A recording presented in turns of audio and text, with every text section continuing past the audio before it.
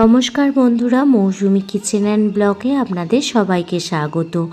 আজ আমি বানাবো সজনে ডাঁটা দিয়ে মুসুর ডালের একটি দুর্দান্ত স্বাদের রেসিপি।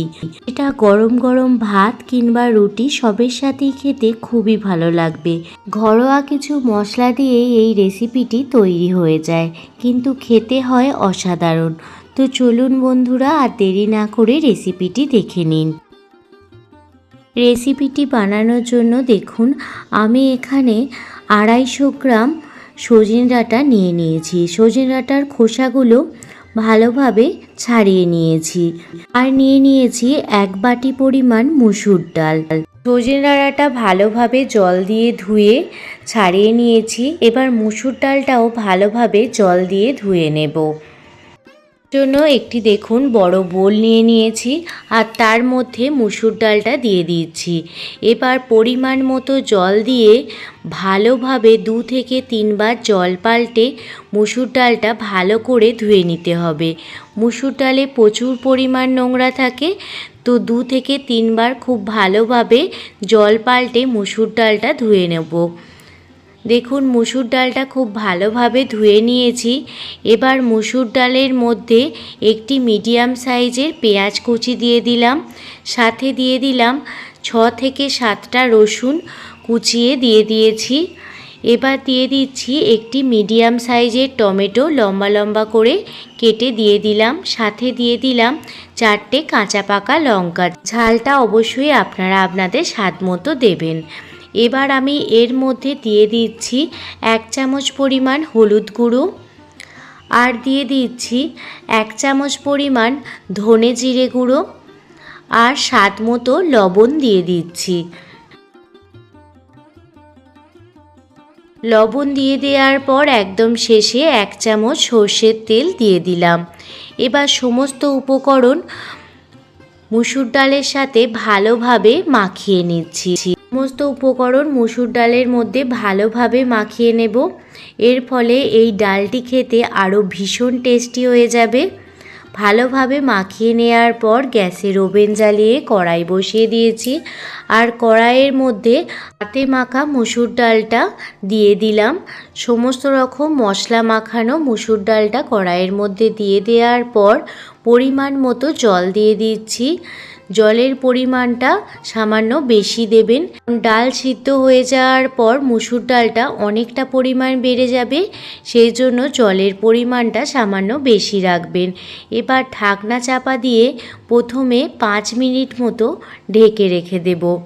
5 মিনিট পর ফিরে এসেছি, আর আপনাদের দেখাচ্ছি। দেখুন মুসুর ডালের দানাগুলো কিন্তু অনেকটা পরিমাণ বড় হয়ে গেছে। এই পর্যায়ে সজনে ডাঁটাগুলো এই মুসুর ডালের মধ্যে দিয়ে দিচ্ছি। তখন দেখবেন মুসুর ডালটা 50% সিদ্ধ হয়ে গেছে, তখন সজনে ডাঁটাগুলো মুসুর ডালের মধ্যে দিয়ে দেবেন। সজনে ডাঁটাগুলো দিয়ে দেওয়ার পর আবারও ঢাকনা চাপা দিয়ে আরও 5 থেকে 6 মিনিট ঢেকে রেখে দেব। সিদ্ধ করার সময় অবশ্যই গ্যাসের ফ্লেমটা লো টু মিডিয়ামে রাখবেন, হাই ফ্লেমে রাখবেন না, তাহলে ডালটা নিচে লেগে যাওয়ার সম্ভাবনা থাকবে। 5 মিনিট পর ফিরে এসেছি, আর আপনাদের দেখাচ্ছি। দেখুন ডালটা অনেকটা পরিমাণ সিদ্ধ হয়ে গেছে এবং ডাঁটাগুলোও সিদ্ধ হয়ে গেছে। আমি আরও একবার খুন্তি দিয়ে নাড়াচাড়া করে নিলাম, নিয়ে আবারও ঢাকা চাপা দিয়ে দিলাম, কারণ মুসুর ডালটা আরও কিছুটা পরিমাণ সিদ্ধ হবে। আরও আমি 3 থেকে 4 মিনিট মতো মুসুর ডালটা সিদ্ধ করে নিয়েছিলাম। এখন দেখতেই পাচ্ছেন মুসুর ডালটা খুব সুন্দরভাবে সিদ্ধ হয়ে গেছে, সাথে সজনে ডাঁটাটাও খুব সুন্দরভাবে নরম হয়ে গেছে। ডালটা সিদ্ধ হতে আমার সময় লেগেছিল প্রায় 12 থেকে 15 মিনিট। ডালটায় তড়কা লাগাবো, তার জন্য একটি কড়াই নিয়ে নিয়েছি, আর কড়াইয়ের মধ্যে সামান্য পরিমাণ সর্ষের তেল দিয়ে দিলাম। তেল ভালোভাবে গরম হয়ে গেলে এর মধ্যে 2টো শুকনো লঙ্কা, 2টো তেজপাতা, 1 চামচ গোটা জিরে দিয়ে দিলাম, আর 5 থেকে 6 কোয়া রসুন ঝিরিঝিরি করে কুচিয়ে নিয়েছিলাম, সেটা প্রথমে দিয়ে দিলাম। রসুনটা প্রথমে লাল লাল করে ভেজে নেব। রসুন লাল লাল করে ভাজা হয়ে গেলে এর মধ্যে একটি মিডিয়াম সাইজের পেঁয়াজ কুচি দিয়ে দিলাম। পেঁয়াজটাও খুব ভালো করে ভেজে নেব।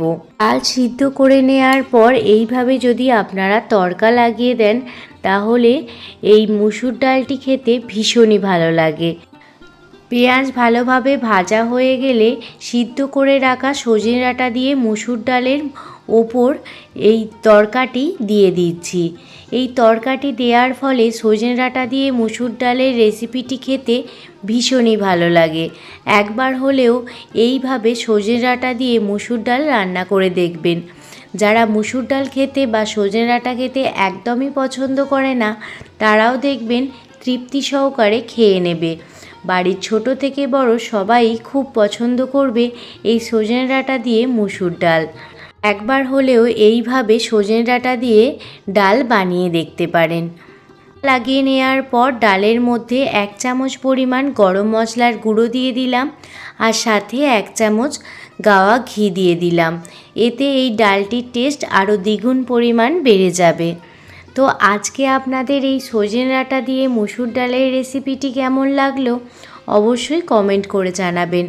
যদি ভালো লেগে থাকে প্লিজ একটি লাইক, কমেন্ট, শেয়ার এবং সাবস্ক্রাইব করে আমার পাশে থাকবেন। প্লিজ একটি লাইক করবেন, আপনাদের একটি লাইক আমাকে অনেকটা মোটিভেট করে নতুন নতুন ভিডিও বানানোর জন্য। রেসিপিটি খুব বেশি ভালো লেগে থাকলে আপনারা ফ্যামিলি ফ্রেন্ডদের সাথেও এই রেসিপিটি শেয়ার করতে পারেন। সজনে ডাঁটা দিয়ে মুসুর ডালের রেসিপিটি খেতে যেমন টেস্টি হয় আর খুব হেলদিও, শরীরের জন্য খুবই ভালো। বাচ্চা থেকে বড় সবারই খাওয়া এই ডাল খুবই উপকারী। আপনারা অবশ্যই বাড়িতে এই ডাল এইভাবে রান্না করে দেখুন, সবাই দেখবেন খুবই তৃপ্তি সহকারে খেয়ে নেবে।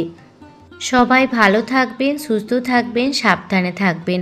আবারও কোনো দিন অন্য কোনো রেসিপি ভিডিও নিয়ে আপনাদের সামনে হাজির হব। ধন্যবাদ।